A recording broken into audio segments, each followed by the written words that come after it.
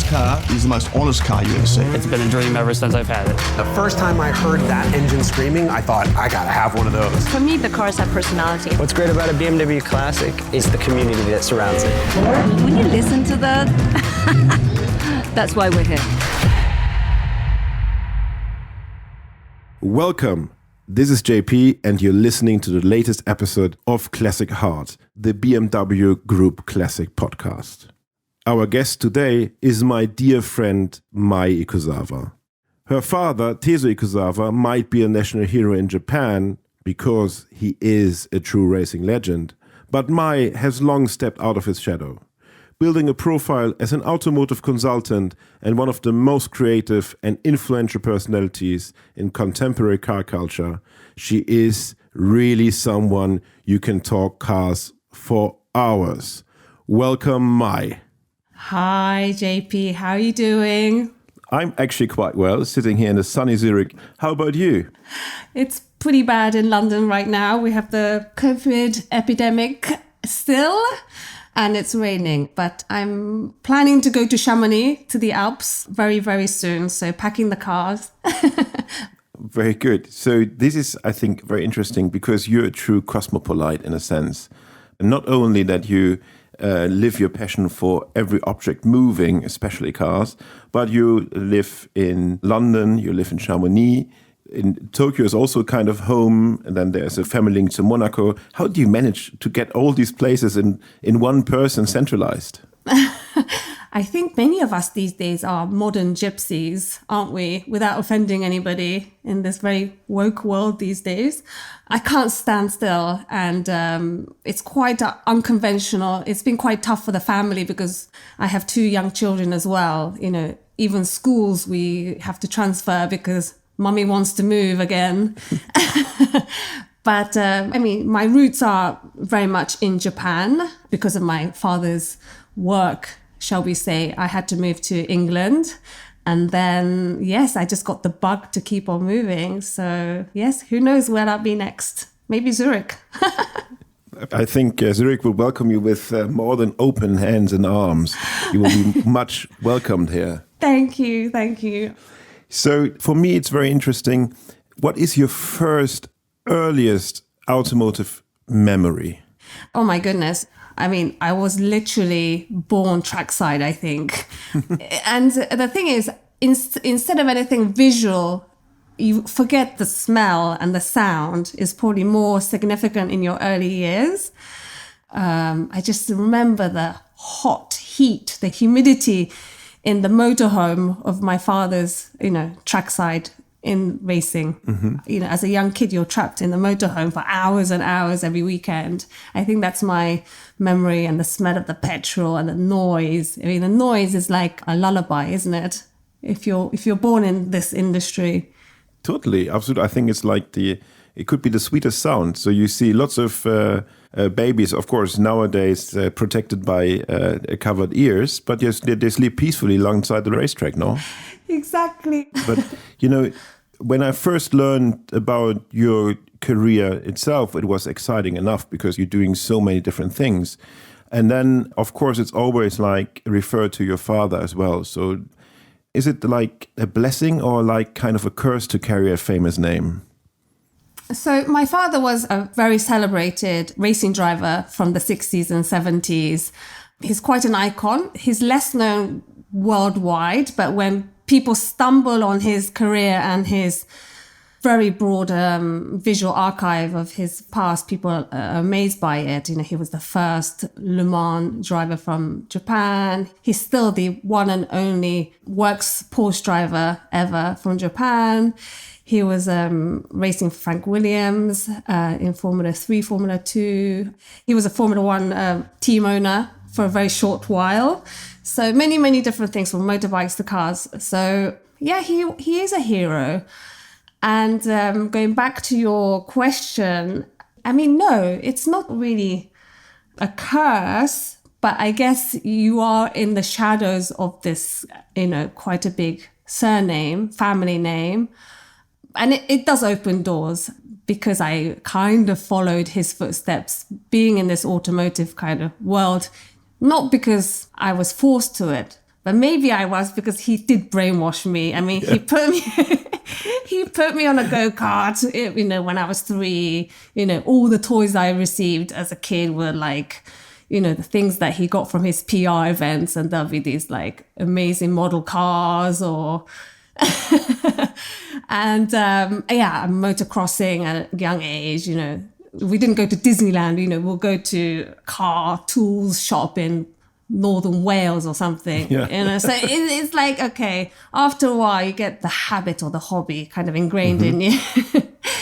So it does open doors to have this name, but I think that it's also a curse that you're known as so-and-so's child and people don't take you seriously. But I think I've taken a very different approach to my father. I'm not a racing driver. I'm not an athlete. It does open doors, but, I work very, very hard as a woman in this industry, and I have to close the deals, and that's pretty tough, So I work hard. I could imagine. And I think we should touch your career, because the habit and the hobby became also, in your case, a profession. Tell us more about what you're doing in the automotive world, because there's so many different things. I'm surely miss one. Not really. You're so sweet. But I was always kind of insecure that, I wasn't one big thing. I mean, my kind of title is a creative director. But, the hobby of cars have overwhelmed everything. It's a connection in everything I do. And I work in high fashion or streetwear or design, architecture. I bridge all these things and I bring all these different cultures into automotive or motorsports. And I think that's the kind of niche I brought. I give a very cultural and a different way of storytelling what cars should be about, and it comes from the heart. And people are very emotional about cars.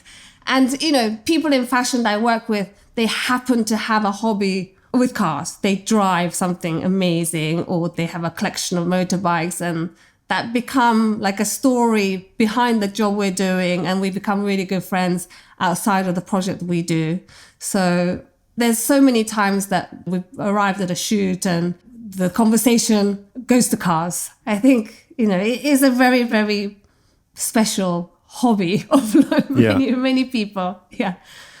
Would you say that this is unique to the car/motorcycle world, that it can be combined with so many other disciplines in a way? I mean, look at the BMW art cars. They were racing cars and became something super special because legends like Andy Warhol put hand on them and created a very unique art piece on wheels. And now you can buy art on wheels made by Jeff Koons and any BMW dealership. Today, the automotive world is more and more interdisciplinary. I think it's also the tone of the time, because cars are not only things to bring us from A to B. It's about the emotion about the brand. I totally agree. And this is what I tell a lot of my clients I do creative direction for, is that it's important that customers, or drivers in this case, don't want to hear about the function of a car, marketing. They really want to feel the emotions of the brand, and storytelling is really important. So to do that, sometimes engineers find it difficult to express their emotions. So to marry that with an avant-garde artist is really great, I think, because artists, creative people, it's in them to be expressive. Absolutely. I mean, BMW is definitely the pioneers of art cars, and there's so many. I remember actually going to Le Mans when Jeff Koons did the BMW. Yeah. It must have been like 15 years ago or something. The first BMW. Really that long? Oh my God. Time is flying, love. Or maybe it's about 11 years ago. Anyway, you can fact check this. But I remember because a very great friend of mine, who's one of the most celebrated photographers in the UK, called Julian Broad, was commissioned to do a reportage of this car. And I have a picture that he gave me after the race of all the vinyl trimmings from the car. So it's a picture, like a bird's eye view of the dustbin at the circuit of all the Jeff Koons vinyl cuttings from the car. And I cherish that picture. I have it on my wall today. So that's my BMW memorabilia in my house. Mega. A very unique one. Very unique one. It was 2010, the MG3 GT2. Okay. So just to correct it. So it was, but this car really like, with this graphics or this art form on the car, this car looks like moving while standing. Yes. It's so brilliant. It's brilliant. Pictures like this, the photo art you have now in your place, that's what it is. So this shows again, it's not cars. It's not metal. It's not rubber. It's not plastic. It is not lubricants and stuff like this. It's just what we do out of it. That's our obligation. And that's what makes so much fun in being in this scene. Exactly. I don't think there's any other product, because it is a product, cars are products, that can give you so many memories and emotions. Yeah. And freedom. I'm surprised by people say, oh, poor you have to drive 10 hours. It's like, no, lucky me, I have to drive 10 hours to get to the Alps.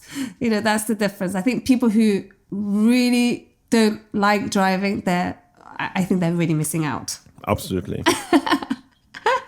For me, it's like kind of meditation. Long distance drives. It's like, it's not about speeding and stuff like this. I put the autopilot onto 120, 130, and then you go with the flow, and then you listen to good music, you listen to some good podcast, one of we creating now. But let us come back to the point where we find your way becoming the art director you are. And also, I think very interesting, was it for Aston Martin, where you also consulted in terms of how women see cars or should be approached by car brands? Yes, I think it's very important to address women in the car industry, isn't it?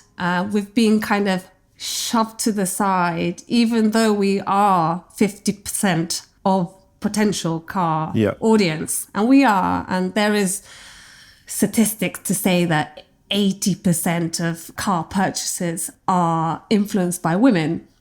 And I think in the past, when there's been events made for women in automotive, it's just been very off par.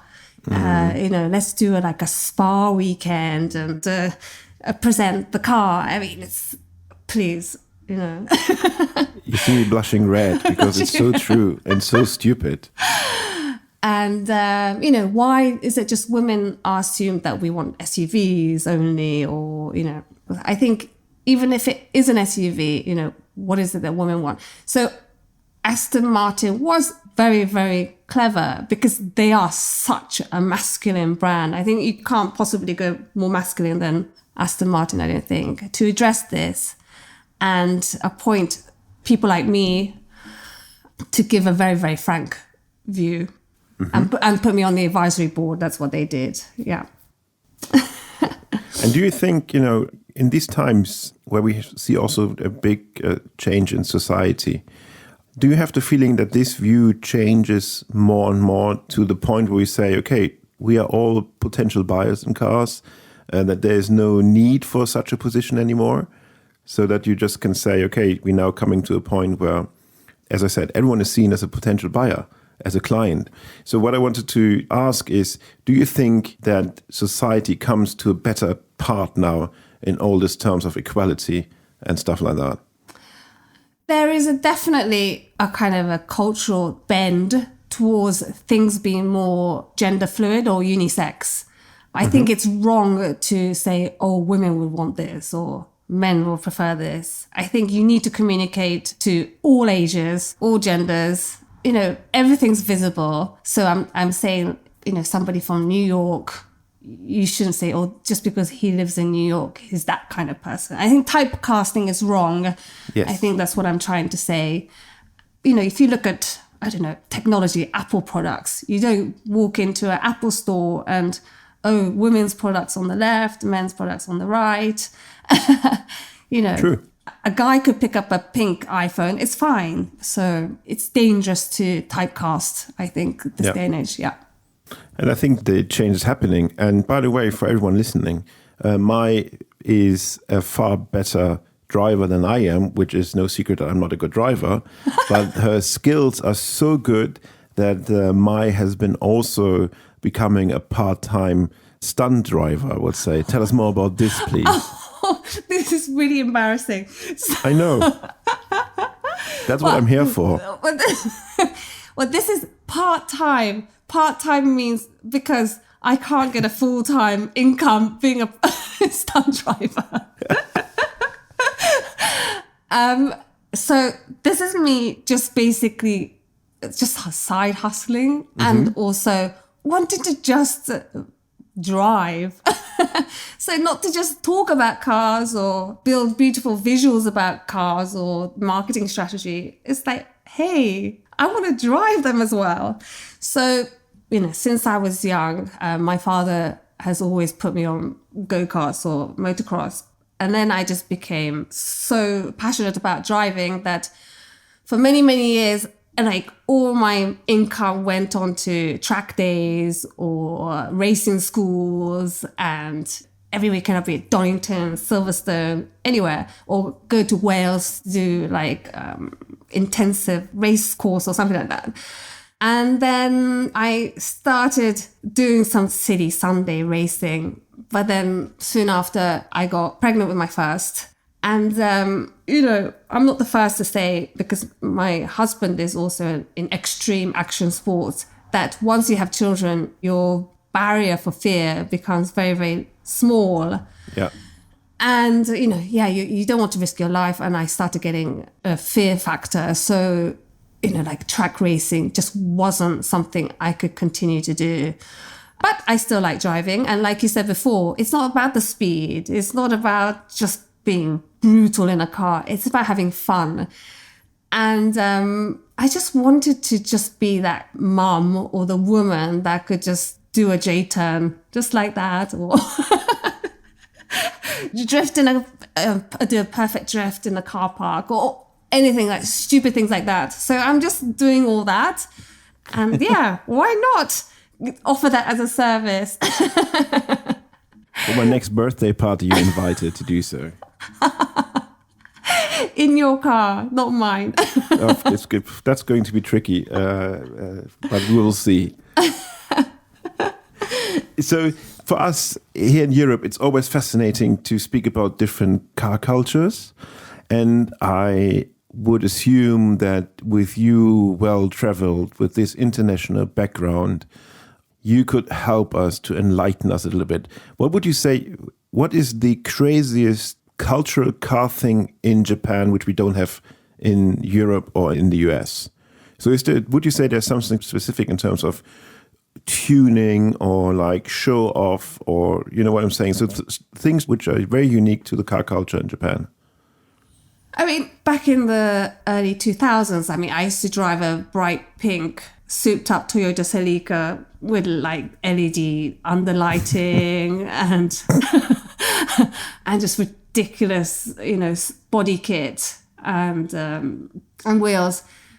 I think the tuning has died down a little bit, but tuning is such a big part of the culture in Japan, and it's accessible. If I try to find body kits in Europe, it's much harder. It becomes more serious. It becomes more about racing body kits. You can't get, like the famous rainbow sparkly Lamborghinis you get in Tokyo, for example. That kind of thing is very unique to Japan because the form of expression through cars is so much more, it's on another level. Mm-hmm. But then also restoration is to another level, that sometimes they restore something just too pristine and too perfect that they won't drive it. This is like my father. My father would restore a car and then it's so pristine that it's too precious to drive it. He'll get another car exactly the same. So he has a twin car, and then the twin car becomes too beautiful and pristine. He'll have to have a third car exactly the same to drive it every day. Yeah. But like, for example, the British car culture, these flaws and dents and little personalities are celebrated.